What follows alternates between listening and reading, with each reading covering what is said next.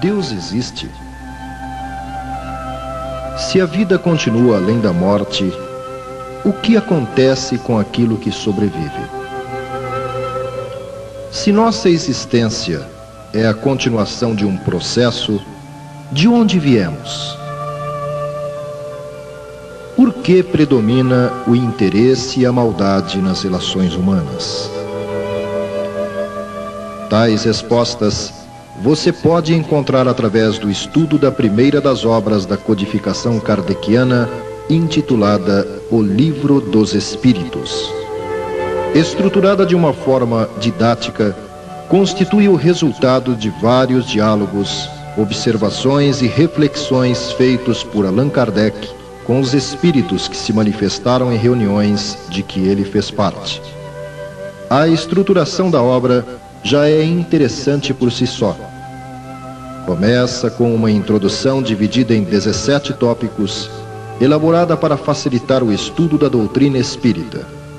Explica desde a razão da criação do termo espiritismo e espírita, até a maneira como se operam os fenômenos, passando por uma sumária classificação de espíritos e conceituação de médium, algumas críticas às teorias elaboradas para contradizer o espiritismo, entre outros aspectos. Em seguida temos o Prolegômenos, uma apreciação sobre o surgimento de O Livro dos Espíritos e, naturalmente, do Espiritismo. Na continuidade, os 4 livros que abrangem 1019 perguntas e respostas, fazendo luz sobre temas como Deus, a vida, a morte, a reencarnação, ocupações e missões dos espíritos, intervenção dos espíritos no mundo físico, guerras, homicídio, suicídio, livre-arbítrio, os vícios, direitos do homem e da mulher, aborto, felicidade e infelicidade relativas, entre outros. Baseando-nos em resumo elaborado por Allan Kardec, destacamos a seguir 6 dentre os principais pontos da filosofia espírita.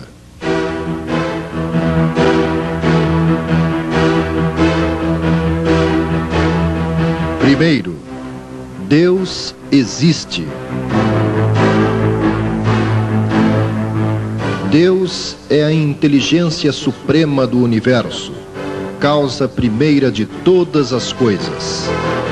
Deus é eterno, único, imaterial, imutável, todo-poderoso, soberanamente justo e bom. Deve ser infinito em todas as suas perfeições, pois se supuséssemos um único de seus atributos imperfeito, ele não seria Deus. Deus criou a matéria que constitui os mundos. Também criou seres inteligentes que chamamos de espíritos, encarregados de administrar os mundos materiais segundo as leis imutáveis da criação e que são perfectíveis por sua natureza.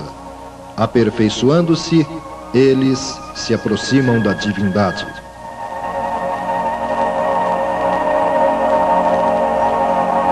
Segundo, somos todos espíritos.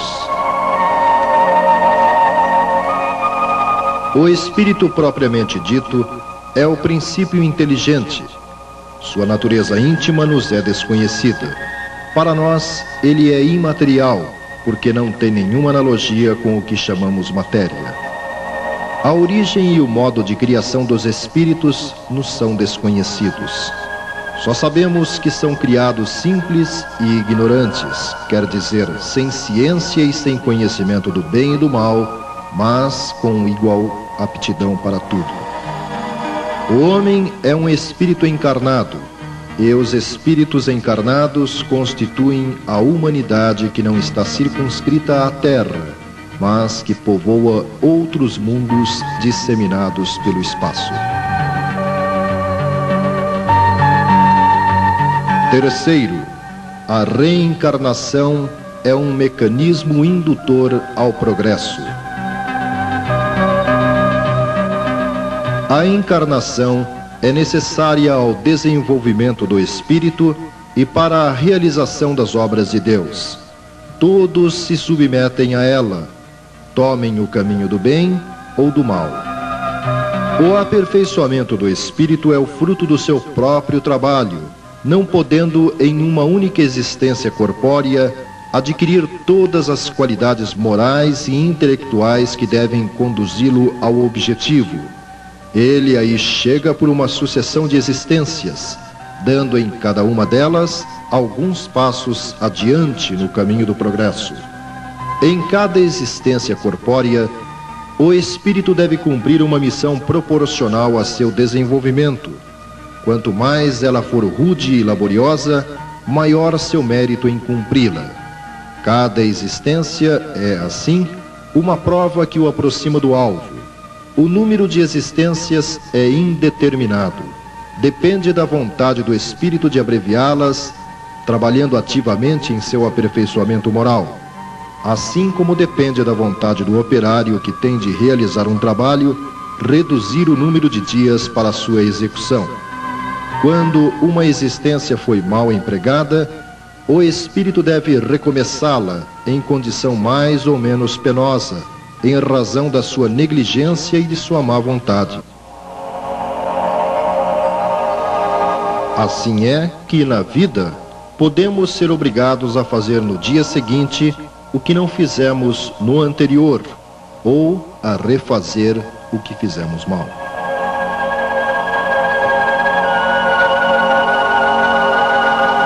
Quarto, a morte é uma passagem de uma dimensão para outra. A vida espiritual é a vida normal do espírito. Ela é eterna. A vida corpórea é transitória e passageira. É apenas um instante na eternidade. No intervalo de suas existências corpóreas, o espírito é feliz ou infeliz, de acordo com o bom ou mau emprego de sua última existência. O espírito culpado é punido pelos sofrimentos morais no plano espiritual e pelas penas físicas na vida corporal. Suas aflições são consequências de suas faltas, quer dizer, de sua infração à lei de Deus, de modo que constituem simultaneamente uma expiação do passado e uma prova para o futuro. Quinto, há uma comunhão permanente entre os dois planos de vida. Os espíritos nos rodeiam incessantemente. Frequentemente conhecem aquilo que queremos ocultar de nós mesmos. Sua influência sobre nossos pensamentos e ações é maior do que imaginamos.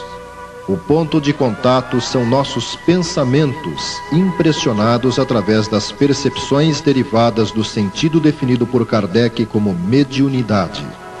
Estudar essa nossa característica, identificá-la, defini-la e dimensioná-la em nós, é o caminho para controlar e neutralizar as sugestões más a que habitualmente nos expomos.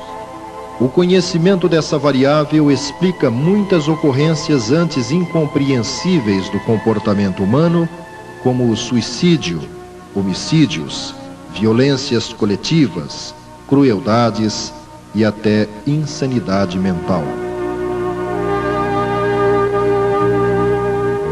Sexto, há uma lei de causa e efeito controlando a evolução espiritual. Os espíritos, encarnando-se, trazem com eles o que adquiriram em suas existências precedentes.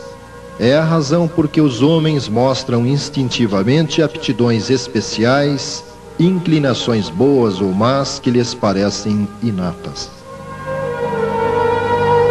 As más inclinações naturais são os vestígios das imperfeições do espírito, dos quais ele não se despojou inteiramente.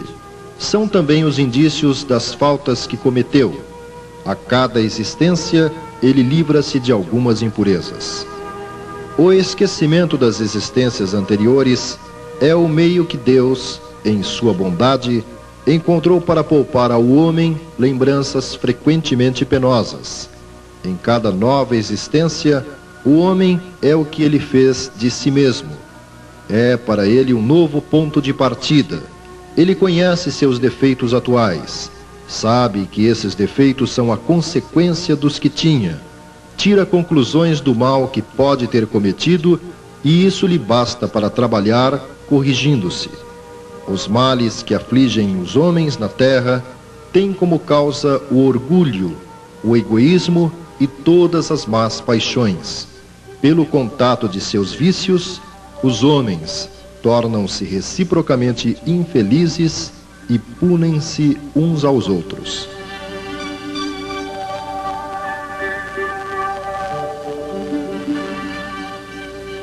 O objetivo essencial do Espiritismo é a melhoria dos homens. Não é preciso procurar neles senão o que pode ajudá-lo para o progresso moral e intelectual. O verdadeiro espírita não é o que crê nas manifestações, mas aquele que faz bom proveito do ensinamento dado pelos espíritos. Nada adianta acreditar se a crença não faz com que se dê um passo adiante no caminho do progresso e que não o faça melhor para com o próximo. O egoísmo, o orgulho, a vaidade, a ambição, a cupidez, o ódio, a inveja, o ciúme, a maledicência, são para a alma ervas venenosas, das quais é preciso a cada dia arrancar algumas hastes, e que têm como antídoto a caridade e a humildade.